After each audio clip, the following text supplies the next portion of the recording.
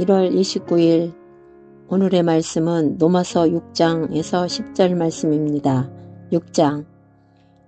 그러면 우리는 어떻게 해야 되겠습니까? 하나님께서 더욱더 은혜를 베푸실 수 있게 하려고 계속 죄를 저질러야 하겠습니까? 절대로 그럴 수 없습니다. 죄를 짓지 않고도 살게 해주셨는데 계속 죄를 지어서야 되겠습니까? 우리가 그리스도인이 되고 세례를 받아 예수 그리스도의 몸의 한 부분이 되었을 때 이미 우리를 지배하던 죄의 세력은 부서져 버렸습니다. 다시 말하면 예수 그리스도의 죽음을 통해서 우리는 산산이 부서진 것입니다.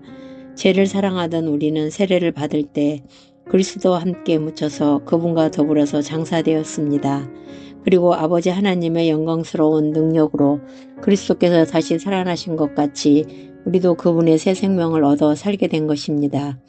그리스도의 몸의 한 부분이 되어 그리스도께서 죽으실 때 함께 죽은 우리는 그리스도의 새 생명을 얻어 다시 태어났고 장차는 그리스도께서 부활하신 것처럼 우리도 부활하게 될 것입니다. 우리의 악한 옛 욕망은 그리스도와 함께 십자가에 못 박혔습니다.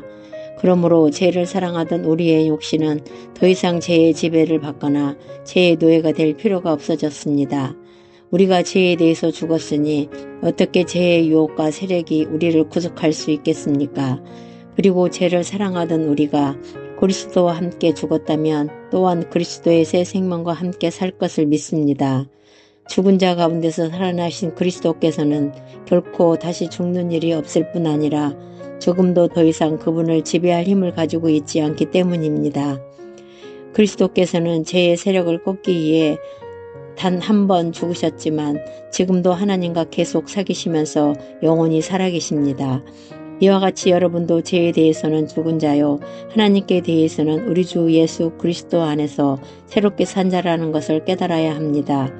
이제는 더 이상 여러분의 나약한 육신의 죄에 지배에 내맡겨 육신의 욕망에 빠져들어가게 해서는 안 됩니다. 여러분은 육신의 한 부분이라도 죄에 내맡겨 악의 도구가 되게 하지 말고 죽은 자 가운데서 살아난 자처럼 여러분을 전부 하나님께 드려 의로운 일에 쓰일 도구가 되게 해야 합니다. 제가 다시 여러분의 주인이 될 수 없습니다. 이제 여러분은 율법의 속박을 받으며 사는 죄의 노예가 아닙니다. 여러분은 하나님의 은혜로 자유로운 몸이 되었기 때문입니다. 그러면 이제 구원이 율법을 지킴으로써 얻어지는 것이 아니라 하나님의 은혜로 얻어지는 것이라 해서 우리가 자꾸 죄를 지어도 상관없다는 말이겠습니까? 절대로 그렇지 않습니다.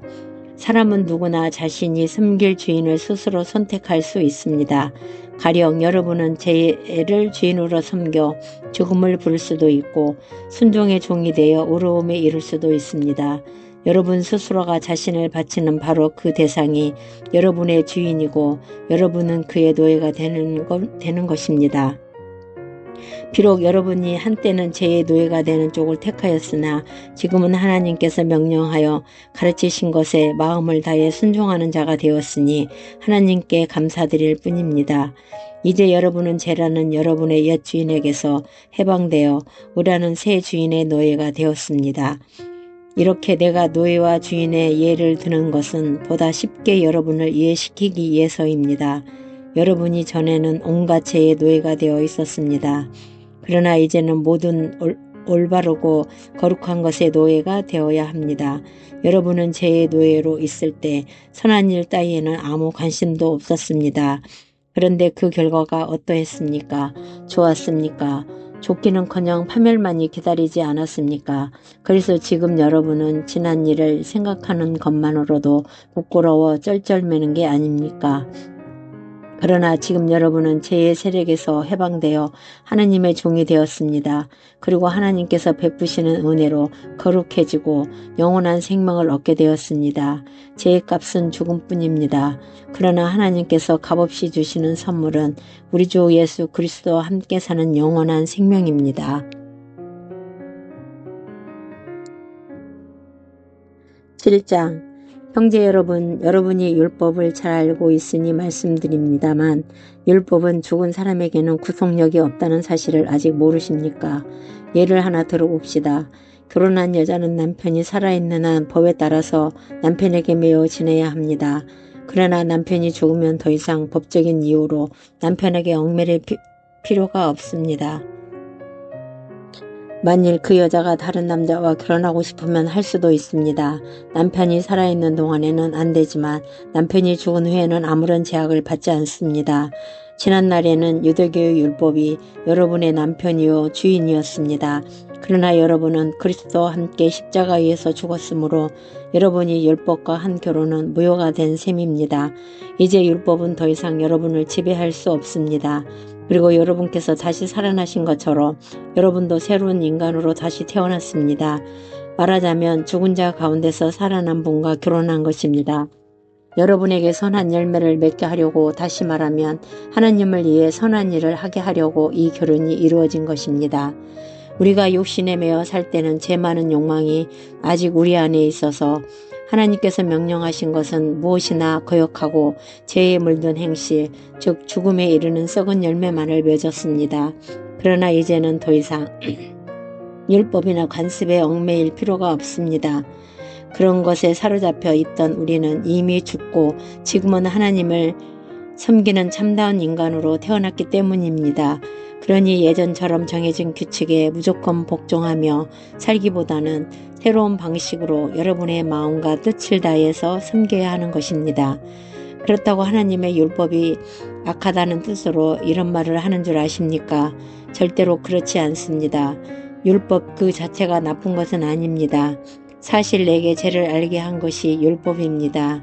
만일 율법이 탐욕을 품지 말라고 하지 않았던들 나는 내 마음속에 있는 죄, 그 잠복해 있는 악한 욕망을 알지 못했을 것입니다. 그러나 죄는 이러한 욕망이 악하다는 것을 내게 알게 해주면서 내 속에 숨어있는 모든 금지된 욕망을 충동시킴으로써 이 율법을 어기게 만들었습니다. 어길 율법이 없었다면 죄를 범하는 일도 없었을 게 아닙니까? 나는 율법이 실제로 무엇을 요구하는지를 몰랐을 때에는 마음 편하게 지냈습니다. 그러나 진리를 알았을 때 나 자신이 율법을 어긴 자이며 죽음을 선고받은 죄인이라는 것을 알게 되었습니다. 그러므로 내 경우에는 생명의 길을 보여줄 것으로 생각했던 선한 율법이 그와 반대로 내게 죽음의 벌을 내려준 결과가 되어버린 것입니다. 제가 하나님의 선한 율법을 가지고 나를 속여서 그곳으로 나를 죽을 죄인이 되게 만든 것입니다. 그러나 율법 그 자체는 바르고 선한 것임을 여러분은 아실 것입니다. 그러면 이상하지 않습니까? 나를 파멸시킨 원인이 된 율법이 어떻게 선한 것이 될 수 있겠습니까? 그러니까 나를 파멸시킨 것은 율법이 아니라 사실은 죄입니다. 제가 율법을 사용하여 내게 죄를 가져온 것입니다. 그러므로 여러분은 제가 얼마나 교활하고 악착스럽고 가증스러운지 아셨을 것입니다. 악한 목적을 위한 죄가 하나님의 선한 율법에 있는 것이 아니라 내 속에 있습니다. 나는 죄라는 주인에게 노예로 팔렸기 때문입니다. 나는 나를 도무지 모르겠습니다. 속으로는 올바른 일을 해야지 하면서도 그렇게 되지 않았습니다. 그러고는 내가 원하지 않는 짓, 내가 미워하는 짓만 저지르고 있습니다. 나는 내 행실이 잘못되었다는 것도 내가 어기고 있는 율법이 선하다는 것도 잘 알고 있습니다. 그러면서도 이러는 나를 어떻게 할 도리가 없는 것입니다. 이런 나는 이미 내가 아니기 때문입니다. 내게 이런 악한 일을 시키는 것은 내 속에 들어있는 나보다 더 힘이 센 죄입니다. 나는 내 육신 안에 올바른 것이 하나도 없다는 사실을 알고 있습니다. 아무리 몸부림쳐도 나는 나에게 올바른 일을 하게 할 수 없습니다. 나는 그렇게 하고 싶어도 되지가 않습니다. 선한 일을 하고 싶어도 되지 않고 악한 일을 하지 않으려고 애를 써도 되지 않습니다. 이제 내가 원하지 않는 일을 하고 있는 게 사실이라면 문제는 분명해집니다. 제가 아직도 나를 사로잡고 있다는 사실입니다. 나 스스로는 늘 올바른 일을 원하나 어쩔 수 없이 잘못된 일을 해버리는 이것이 인생의 현실인 것 같습니다. 속으로 하나님의 뜻을 따라서 살고 싶어 하면서도 내 속 깊은 곳에 어떤 다른 것이 있어서 그것이 내 마음의 분란을 일으켜 나를 누르고 아직도 내 속에 도사리고 있는 죄의 노예로 만들어버립니다. 나는 마음으로는 늘 기쁨으로 하나님 섬기는 종이 되기를 원하면서도 실제로는 여전히 죄의 노예가 되어 있는 자신을 봅니다. 이제 여러분은 내 형편이 어떻다는 것을 아셨을 것입니다. 아, 나는 얼마나 비참한 처지에 놓인 인간입니까? 누가 이 죽을 수밖에 없는 노예 상태에서 나를 해방시켜 줄 것입니까?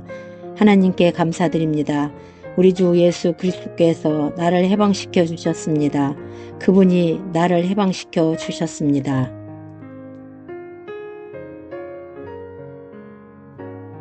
8장. 그러므로 이제 그리스도 예수께 속한 사람은 결코 정죄받는 일이 없습니다. 생명을 주시는 성령의 능력이 죄와 죽음의 악순 안에서 나를 해방시켜 주셨기 때문입니다. 하나님의 율법을 알고 있는 것만으로는 죄의 지배를 벗어나 구원받을 수 없습니다. 우리는 그 율법을 다 지킬 수도 없거니와 또 실제로 지키려 하지도 않기 때문입니다. 그래서 하나님께서는 우리를 구원하실 수 있는 다른 계획을 실행하셨습니다. 자신의 아들을 사람의 몸으로 보내 우리의 죄를 없앨 희생제물로 삼으심으로써 우리를 지배하는 죄를 멸하신 것입니다. 그러므로 이제 우리가 성령을 따라 산다면 하나님의 율법을 지키며 사는 것으로 육신의 죄를 벗어나는 길입니다. 육신을 따라 사는 사람은 자신만을 즐겁게 하기 위해 살지만 성령을 따라 사는 사람은 하나님이 기뻐하시는 일을 위해 삽니다. 성령을 따라 살면 생명과 평안을 누리지만 육신을 따라 살면 죽음에 이르게 됩니다. 육신의 생각은 하나님을 대적하기 때문입니다. 육신의 뜻대로 산 사람치고 하나님의 율법을 지킨 일도 없고 또 결코 지키려 하지도 않습니다. 그러므로 아직도 옛날에 죄에 물든 자아의 지배를 받아 육신의 욕망대로 따라가는 자는 결코 하나님을 기쁘게 해드릴 수 없는 것입니다. 그러나 여러분은 이제 사정이 다릅니다. 만일 하나님의 영이 여러분 속에 계시기만 하다면 여러분은 성령을 따라 사는 것입니다. 그러나 이것을 기억하십시오. 만일 자기 속에 그리스도의 영이 계시지 않는 사람은 그리스도인이 될 수 없습니다. 또한 그리스도께서 여러분 속에 계신다고 하더라도 여러분의 육신은 죄 때문에 죽습니다. 그러나 그리스도께서 여러분의 영혼을 용서해 주셨으므로 여러분의 영혼은 살 것입니다. 그리고 만일 예수를 죽은 자 가운데 다시 살리신 하나님의 영이 여러분 속에 계시면 하나님께서는 여러분 속에 계시는 이 성령에 의해서 여러분이 죽은 후에도 여러분의 썩을 몸을 다시 살리실 것입니다. 그러므로 사랑하는 형제들이여, 육신이 어떠한 것을 요구하더라도 그것을 들어줄 의무는 조금도 없습니다. 만일 여러분이 육신을 그대로 따라간다면 여러분은 길을 잃고 장차는 멸망하고 말 것입니다. 그러나 성령의 능력으로 육신의 악한 행동을 깨트려 버린다면 여러분은 살게 될 것입니다. 하나님의 영이 이끄시는 대로 사는 사람은 모두가 하나님의 자녀들이기 때문입니다. 우리는 노예처럼 아첨하거나 겁낼 필요가 없습니다. 하나님의 가족 안에 자녀로 영접을 받았으니 하나님의 자녀답게 행동하여 하나님을 아버지라고 불러야 합니다. 그것은 하나님의 성령께서 우리 마음 깊은 곳에 말씀하시며 우리가 참으로 하나님의 자녀라는 것을 증거해주고 계시기 때문입니다. 우리는 하나님의 자녀가 되었으니 하나님께서 아들이신 예수께 주신 것처럼 우리에게도 그분의 재산을 분깃으로 나누어 주실 것입니다. 그러니 만일 우리가 그 아들의 영광을 함께 누리기를 바란다면 그분의 고난에도 함께 동참하는 게 마땅할 것입니다. 우리가 지금 당하고 있는 고난은 장차 우리가 누릴 영광과 비교하면 아무것도 아닙니다. 모든 피조물은 하나님께서 그분의 자녀들을 부활시키실 날을 인내와 희망을 가지고 기다리고 있습니다. 피조물이 허무에 굴복했지만 그것은 자유로 그렇게 된 것이 아니라 굴복하게 하신 그분이 그렇게 하신 것입니다. 그러나 소망은 남아 있습니다. 그것은 곧 피조물도 사멸의 종살이에서 해방되어 하나님의 자녀가 누릴 영광된 자유를 얻는다는 것입니다. 동물이나 식물과 같은 자연계의 생물까지도 이 이대한 사건을 기다리면서 병과 죽음의 고통을 참아내고 있다는 것을 우리는 압니다. 성령을 받고 장래의 영광을 미리 맛본 그리스도인조차도 고통과 고난에서 노연하기 위해 신음하며 하나님의 자녀로서 완전한 권리를 받게 될 날을 고대하고 있습니다. 그날 하나님께서 우리에게 약속하신 대로 두 번 다시 병에 걸리지도 않고 죽지도 않을 새 몸을 주실 것입니다. 우리는 믿음으로 구원을 받았습니다.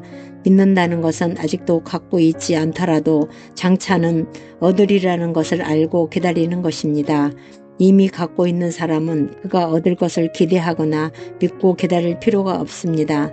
그러나 아직 일어나지 않는 일들에 대해서 하나님만을 믿고 기다려야 한다면 우리에게는 인내와 확신이 필요합니다. 성령께서도 연약한 우리를 도와주십니다. 우리가 무엇을 어떻게 기도해야 할지 모를 때 성령께서는 말로 다 표현할 수 없는 절실한 감정을 가지고 우리를 위해 기도해 주십니다.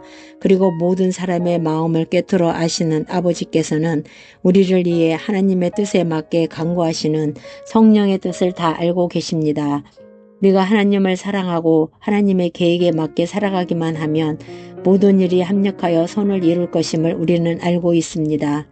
하나님께서는 처음부터 누가 당신에게 올 사람인가를 아시고 그들을 당신의 아들과 같이 될 수 있도록 정해두셨습니다.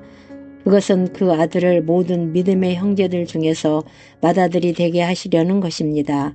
그래서 하나님께서는 우리를 선택하여 당신께 나아가도록 부르셨고 우리가 하나님께로 갔을 때 죄 없다고 선언하셨습니다. 그리고 그리스도의 선량한 성품을 지니게 하여 하나님과 올바른 관계를 맺게 해 주셨으며 그분의 영광을 우리에게 약속하셨습니다. 이런 놀라운 은혜를 우리가 무엇으로 다 표현할 수 있겠습니까? 하나님이 우리 편인데 누가 감히 우리를 대적할 수 있겠습니까? 하나님께서는 우리를 위해 당신의 아들까지도 아끼지 않고 내주셨으니 무엇인들 아깝다 하시겠습니까? 하나님께서 당신의 것으로 선택하신 우리를 누가 감히 고소하겠습니까? 하나님입니까? 아닙니다. 하나님은 우리를 용서하시고 자신과 올바른 관계를 끌어주신 분입니다. 그러면 누가 우리를 정죄하겠습니까? 그리스도입니까? 아닙니다. 그리스도께서는 우리를 위해 죽으셨다가 다시 살아나신 분입니다. 그리고 지금은 하늘에 올라 하나님의 오른편 가장 높은 자리에 앉아 우리를 위해 간구하고 계시는 분입니다. 그러면 누가 우리를 그리스도의 사랑에서 떼어놓을 수 있겠습니까? 우리가 어려움이나 재난을 당할 때 또 박해받고 죽음을 당할 때 과연 그들이 그리스도께서 더 이상 우리를 사랑하시지 않기 때문이겠습니까? 굶주리고 헐받고 위험을 당하고 죽음을 직면한다고 해서 그것이 하나님께서 우리를 버리신 것이겠습니까? 성경에는 다음과 같이 기록되어 있습니다. 우리가 주님 때문에 종일토록 죽임을 당하고 도살당할 양처럼 취급당하며 살아갑니다. 그러나 우리는 결국 목숨을 버리면서까지 우리를 사랑하신 그리스도를 통해 큰 승리를 거두고야 말 것입니다. 나는 하나님의 사랑에서 우리를 떼어놓을 수 있는 것은 아무것도 없다고 확신합니다. 죽음도 그렇게 할 수 없고 생명도 그렇게 할 수 없습니다. 천사들도 그렇게 하지 못하고 지옥의 모든 세력을 다 합친다 해도 하나님의 사랑에서 우리를 멀리 떼어놓을 수 없습니다. 오늘에 대한 우리의 염려도 내일에 대한 우리의 공포도 또는 하늘 높이 올라가거나 바다 깊은 곳에 들어가거나 우리가 어디에 있든지 간에 우리 주 그리스도께서 우리를 위해 죽으실 때 나타난 하나님의 사랑에서 우리를 떼어놓을 수 있는 것은 아무것도 없습니다. 9장 나는 그리스도 안에서 참말을 하고 거짓말을 하지 않습니다. 내 양심이 성령 안에서 이것을 증언하여 줍니다. 나의 결의 이스라엘 사람들이여 나의 동족 유대인들이여 여러분이 그리스도께 나아가기를 내가 얼마나 원하고 있는지 여러분은 모를 것입니다. 나는 여러분들 때문에 밤낮 마음이 무겁고 슬픔으로 가슴에 찢어지는 것 같습니다. 나의 파멸이 여러분에게 구원을 가져올 수 있다면 나는 차라리 그 편을 택할 것입니다. 하나님께서는 여러분에게 많은 것을 주셨습니다. 그러나 여러분은 아직도 하나님의 명령을 들으려고 하지 않습니다. 하나님께서는 여러분을 특별한 백성으로 선민으로 삼으셔서 영광의 광채가 가득한 구름으로 인도하시고 또 얼마나 여러분에게 복을 주고 싶어 하시는가를 말씀해 주셨습니다. 하나님께서는 여러분이 살아가는 데 필요한 여러 규칙들을 주심으로써 여러분에게 원하시는 것이 무엇인지 알 수 있게 하셨습니다. 하나님께서는 또 여러분에게 하나님을 예배하게 하시고 위대한 약속을 주셨습니다. 여러분에게는 하나님을 섬긴 위대한 믿음의 조상들이 있습니다. 육신으로 말한다면 그리스도께서도 여러분의 동족인 이스라엘 사람이었습니다. 모든 것을 다스리시는 하나님을 영원히 찬양합시다. 아멘. 나는 하나님께서 약속을 지키시지 않는다는 말을 하려는 것이 아닙니다. 이스라엘 사람으로 태어났다고 해서 모두가 이스라엘 사람이 아닙니다.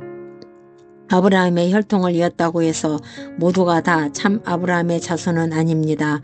성경에 보면 아브라함에게는 다른 아들도 있었으나 약속은 이삭과 그의 자손에게만 적용되었기 때문입니다. 아브라함의 자손이면 다 하나님의 자녀인 것이 아니라 하나님께서 아브라함에게 내리신 구원의 약속을 믿는 사람만이 하나님의 자녀입니다. 일찍이 하나님께서는 아브라함에게 내년에 내가 너와 사라에게 아들을 주겠다고 약속하셨습니다. 그로부터 수년이 지나고 그 아들 이삭이 성장하여 결혼하였습니다. 그의 아내 리브가가 쌍둥이를 낳을 무렵 하나님께서는 리브가에게 쌍둥이 형제 중에서 먼저 태어나는 아들 에서가 동생 야곱을 섬기게 될 것이라고 말씀하셨습니다. 그것은 나는 너희 조상 야곱만을 사랑한다라고 기록된 성경 말씀대로입니다. 하나님께서는 이 말씀을 아이들이 태어나기 전, 그러니까 그들이 아직 아무 선한 일도 악한 일도 행하기 전에 하셨습니다. 그러니 이것만 봐도 하나님께서는 처음부터 작정하신 것을 실행하신다는 것을 알 수 있습니다. 하나님께서는 자신이 원하시고 택하신 대로 하실 뿐 사람의 행동을 보고 결정하지 않으십니다. 그러면 하나님의 불공평한 분일까요? 절대로 그렇지 않습니다. 하나님께서 모세에게 나는 마음에 드는 사람이 한없이 돌아보고 어여삐 여길 사람을 한없이 어여삐 여기리라고 말씀하신 대로 하나님의 자녀는 누가 그것을 얻으려 결심했다거나 노력하였다고 해서 주어지는 것이 아닙니다. 그것은 하나님께서 베풀고자 하시는 사람에게 베푸시는 것입니다. 애굽의 바로의 경우가 그 한 예입니다. 하나님께서 바로에게 말씀하신 대로 애굽 왕국을 그에게 주신 것은 하나님의 무서운 힘을 그에게 보여주시는 동시에 온 세상에 하나님의 영광스러운 이름이 퍼지게 하시기 위한 것이었습니다. 이렇게 하나님께서는 당신이 원하시는 대로 어떤 사람에게는 자비를 베푸시고 또 어떤 사람에게는 완고한 마음대로 버려두십니다. 그렇다면 왜 하나님께서는 그들이 거역하는 것을 나무라십니까? 그들은 하나님께서 만드시는 대로 한 것이 아닙니까? 하고 여러분은 묻고 싶을 것입니다. 아닙니다. 그렇게 말하지 마십시오. 감히 하나님을 비난할 사람이 누구입니까? 만들어진 물건이 그것을 만든 사람에게 왜 나를 이렇게 만들었소? 하고 말할 수 있습니까? 토기장이가 같은 진흙덩이를 가지고 귀하게 쓸 그릇과 천하게 쓸 그릇을 만들 권리가 없다는 말입니까? 멸망할 수밖에 없는 인간들에 대해서 진노와 힘을 보이실 당연한 권리가 하나님께 없다는 말입니까? 그러나 하나님께서는 이런 인간들에 대해서 지금까지 줄곧 참아만 오셨습니다. 하나님은 자신의 영광이 얼마나 풍성한가를 모든 사람이 볼 수 있도록 은총을 베푸실 권리가 있습니다. 유대인이건 이방인이건 가리지 않고 당신의 영광을 풍성하게 베푸시려고 지으신 사람들을 부르셨습니다. 예언자 호세아가 기록한 것을 기억하십시오. 하나님께서는 이렇게 말씀하셨습니다. 그때가 오면 내가 이스라엘 백성이라는 곡식의 씨를 뿌리고 몸소 그들을 키우겠다. 내 백성이 아닌 자들에게 이제는 너희가 내 백성이라고 이르겠다. 그러면 그들이 이렇게 응답하리라. 주님이야말로 우리 하나님이십니다. 그리고 이스라엘에 대해서는 예언자 이사야가 이렇게 외쳤습니다. 이스라엘 백성이 비록 해변의 모래알같이 많을지라도 지극히 적은 수만이 남아서 그 먼 훗날 돌아올 것이다. 만군의 주 하나님께서는 그들을 소멸시키시기로 이미 작정하셨다. 이사야는 또 다른 곳에서 이렇게 말하고 있습니다. 만군의 주 여호와께서 몇 사람이라도 건져주지 않으셨다면 우리가 소돔과 무엇이 다르겠느냐, 고모라와 무엇이 다르겠느냐. 그러면 이런 일련의 일들을 통해 우리는 무엇을 알 수 있겠습니까? 바로 다음과 같은 사실입니다. 이방인들은 하나님을 찾지 않았는데도 하나님께서는 그들에게 믿음으로 죄 없다는 선언을 받을 기회를 주셨습니다. 그런데 이스라엘은 하나님의 율법을 열심히 지키고 하나님과 올바른 관계를 가지려고 노력했지만 그렇게 되지 못하였습니다. 왜 그렇습니까? 믿음으로 매달리지 않고 단지 율법을 지키는 선량한 인간만 되면 다 구원을 얻으리라고 생각했기 때문입니다. 그들은 예수라는 큰 걸림돌에 걸려 넘어진 것입니다. 하나님께서는 성경에 이렇게 경고하셨습니다. 내가 시온산 위에 튼튼한 주춧돌을 놓겠다. 그 머릿돌에는 이렇게 기록되어 있다. 누구든지 주님을 의지하는 이는 멸망하지 않는다. 10장 사랑하는 형제들이여, 나는 내 동족들이 구원받기를 진심으로 원하고 기도하고 있습니다. 나는 그들이 하나님의 영예를 얼마나 열심히 구하고 있는가를 알고 있습니다. 그러나 그것은 방향이 빗나간 열심입니다. 그들은 그리스도께서 자기들이 하나님과 올바른 관계를 맺게 하기 위해 죽으셨다는 것을 깨닫지 못하기 때문입니다. 그들은 나름대로 율법과 관습을 지키는 것이 하나님의 은총을 입은 선량한 인간이 되는 길이라고 여기고 그것을 지키려고 애쓰고 있지만 그것은 하나님께서 구원하시는 방법이 아닙니다. 그들이 하나님의 율법을 지켜서 얻으려고 하는 모든 것을 그리스도께서는 그리스도를 믿는 사람들에게 주신다는 것을 그들은 깨닫지 못하고 있습니다. 그리스도께서는 모든 율법을 종결 지으셨습니다. 모세는 사람이 율법대로 따라 살면 하나님과 올바른 관계를 맺을 수 있고 또한 그 율법을 그대로 지키면 생명을 얻을 수 있다고 기록해 놓았습니다. 그러나 믿음을 통해서 오는 구원은 이렇게 말합니다. 여러분은 그리스도를 찾으려고 하늘을 두루 다닐 필요도 없고 도움을 청하려고 그분을 모셔내릴 필요도 없습니다. 그리스도를 또다시 부활시키려고 죽은 자들에게 갈 필요도 없습니다. 사실 믿음을 통해 얻는 구원은 먼 데 있는 게 아닙니다. 우리의 마음과 입에 있습니다. 만일 여러분이 입으로 예수 그리스도께서 나의 주님이십니다 하고 고백하고 또 하나님께서 예수 그리스도를 죽은 자 가운데서 다시 살리셨다는 것을 마음속에 굳게 믿으면 구원을 얻기 때문입니다. 사람은 마음으로 믿을 때 하나님과 올바른 관계를 맺게 되고 그 믿음을 다른 사람에게 입으로 고백함으로써 확실하게 구원을 얻는 것입니다. 성경은 그리스도를 믿는 사람들은 결코 실망하는 일이 없다고 이르고 있습니다. 이 점에서는 유대인이나 이방인이 다를 게 없습니다. 그들은 모두 같은 주님을 모시고 주께서는 당신께 구하는 사람 누구에게나 풍성한 복을 아낌없이 주십니다. 누구든지 주님의 이름을 부르는 사람은 구원을 얻을 것입니다. 그러나 주님을 믿지 않는다면 어떻게 주께 구원을 청할 수 있겠습니까? 또한 주님의 이름을 한 번도 들어본 적이 없다면 어떻게 주님을 믿을 수 있겠습니까? 누가 알려주지 않는다면 어떻게 들을 수 있겠습니까? 또 보내는 분이 없다면 누가 어떻게 가서 알릴 수 있겠습니까? 성경에 하나님과 누리는 평화를 선포하고 기쁜 소식을 전하는 이들의 발이 얼마나 아름다운가라고 말하는 것은 이 때문입니다. 그러나 모든 사람이 다 복음을 듣고 순종하지 않습니다. 예언자 이사야가 주님 내가 그들에게 전해준 말을 믿는 자가 과연 있었습니까? 하고 탄식한 것도 그 때문입니다.